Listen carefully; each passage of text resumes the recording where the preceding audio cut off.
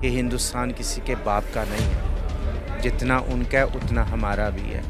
या जिनकी कोई धर्म में ही कोई पहचान नहीं, उनको कैसे एक मीडिया वाले सारे धर्म का रिप्रेजेंटेटिव बना लेते हैं। किसी भी काजी या मुल्ला को उठा के पूरे इस्लाम धर्म को रिप्रेजेंट करने के लिए बुला लेते हैं, या किसी भी एक सिख को पगड़ीधारी या उसका बैकग्राउंड है या नहीं है, या सिर्फ वो राजनीति है, उसको किसने हक दे दिया कि वो पूरे सिख धर्म को रिप्रेजेंट करे?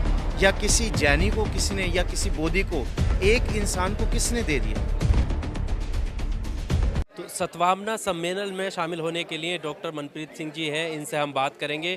काफ़ी कुछ इन्होंने देश की एकता को लेकर बोला था। सर, मेरा सवाल ये है कि जिस तरह से जो देश का माहौल है उसको लेकर काफ़ी चिंता हो रही है, मीडिया को कहीं ना कहीं जिम्मेदार ठहराया जा रहा है, लेकिन जो कथित तौर पर नारेबाजी होती है, जो लोग एक धर्म के आड़ में खड़े होकर के सड़कों पर आकर एक विशेष धर्म के खिलाफ नारेबाजी करते हैं, इसको बढ़ावा देते हैं, उन पर कार्रवाई क्यों नहीं होती? क्या वजह लगती है? देखो, आज स्थिति ऐसी बन चुकी है, जो उनसे हमारी देश की जिम्मेवारी है, वो उन हाथों में होनी चाहिए थी जो हाथ बहुत जिम्मेवार थे।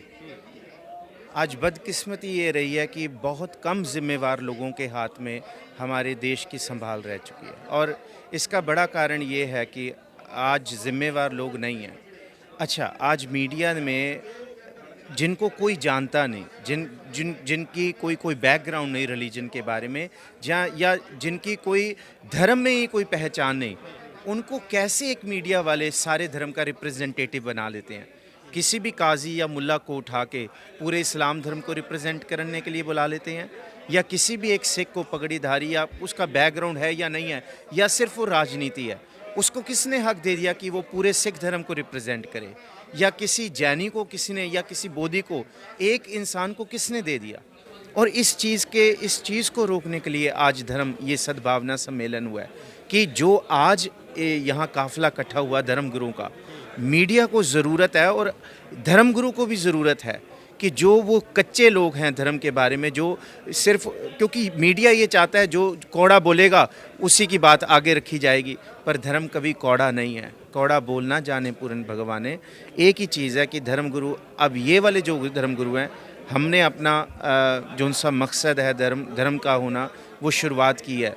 मीडिया में भी हम शुरुआत करें कि वो जो उनसे कच्चे लोग हैं, जिनकी कोई पहचान नहीं है, सिर्फ जो भड़काना चाहते हैं, मीडिया वाले ऐसे प्रश्न पूछते हैं प्रवोक करने वाले, प्रवोक कर करके। अच्छा, अकेला सिर्फ हम कहें कि किसी एक का कसूर है, कसूर मीडिया चैनल का भी है, कसूर वहाँ पे बैठे हुए ओरेटर्स का भी है, कसूर पीछे बैठी हुई सारी टीम का भी है, पूरा मीडिया हाउस का कसूर है।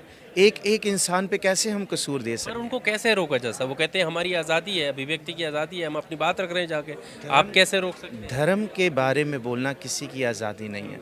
हम संविधान के अंदर आते हैं, हम भारत देश के निवासी हैं, और हमारे सब के ऊपर संविधान बराबर है, और संविधान के आर्टिकल 25, आर्टिकल 26, 27 किसी भी धर्म के बुरा बोलने की आज़ादी नहीं देता। और इस संविधान से अगर हम बाहर जाएंगे, चाहे वो जितना बड़ा भी मीडिया हाउस क्यों ना हो, आज नहीं तो कल वो कानून के शिकंजे में आएगा ही आएगा। पर अभी क्या वजह लगती है? क्योंकि ये दिख रहा होगा कि टीवी डिबेट से बात शुरू होकर के देश का माहौल बिगाड़ देती है, और उससे देश को जो है नुकसान पहुंच रहा है, छवि देश की खराब हो रही है।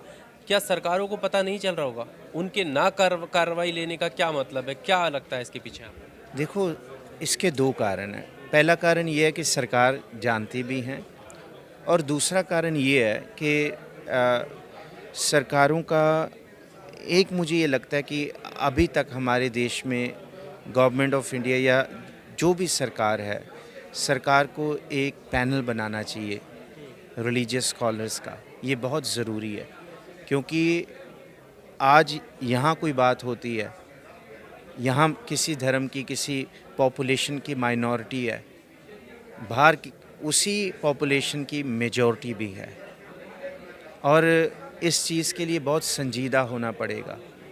अगर हम संजीदा नहीं हुए, क्यों हमारे देश के प्रधानमंत्री को अपने टूर का सारा रूट बदलना पड़ा, दुबई जाना पड़ा, आबू धाबी जाना पड़ा?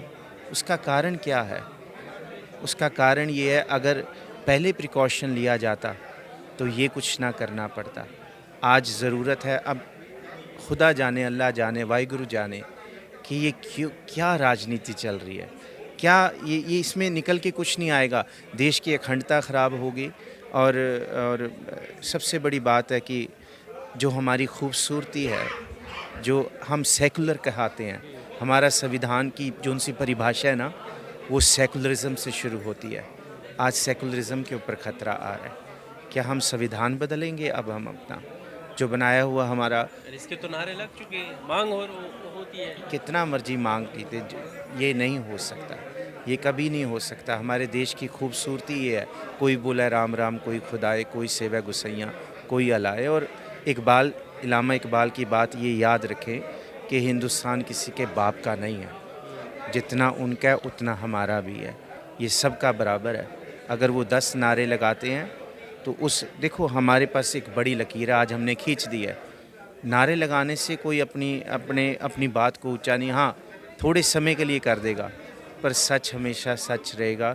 जो खूबसूरती के साथ हमने आज डायलॉग क्रिएट किया है, इसकी बात जन जन में जाएगी, दूर दूर तक जाएगी। और बड़ी संजीदगी से जो हम कहना चाहते हैं, कहने का मौलाना साहब ने ये जतन किया, ये बहुत खूबसूरत उन्होंने एक उपराला स्टेज मंच बनाया है। आज नहीं तो पर याद रखिएगा, कछुए की चाल बहुत धीमी होती है, पर अंत में कछुआ ही जीतता है। चालाक नहीं, खरगोश नहीं जीत सकता। चाहे हम कछुए की चाल से चल रहे हैं, पर हम संजीदा हैं। अगर ये धर्मगुरु इकट्ठे हो गए एक जगह, फिर देश की अखंडता को कोई खतरा नहीं है।